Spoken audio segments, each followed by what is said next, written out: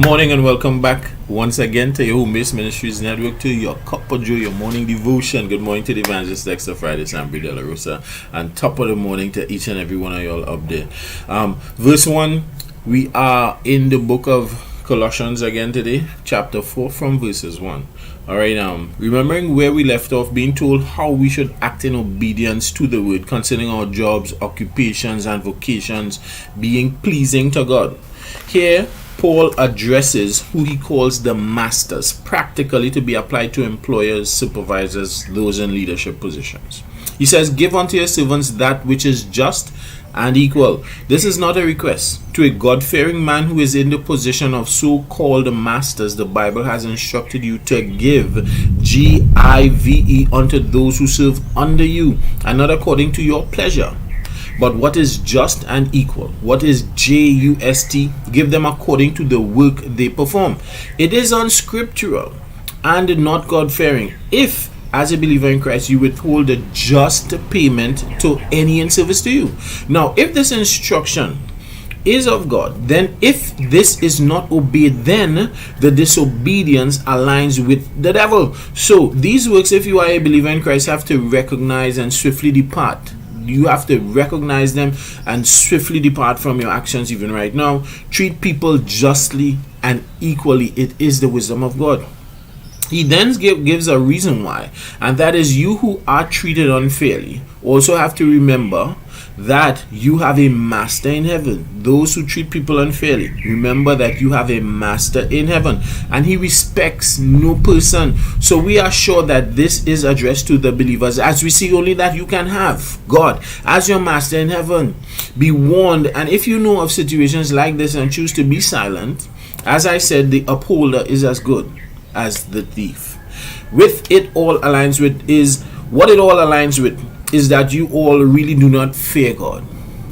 You all are as wicked and awful as they are. God is no respecter of persons. Verse 2. From here, now Paul, after addressing the obedience of servants to masters and masters to the word to ensure the efficient working relationship of all, he then continues to advise the whole church.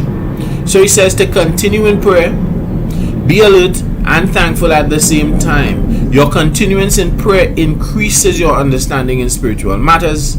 So you have to not just begin to connect in that realm. You must also be aware of the occurrences from that realm. The awareness must be accompanied with being thankful in your prayers. Verse 3, Paul also tells them to continue prayer for him and his companions, which is not an unfamiliar occurrence that he reminds them of, or us.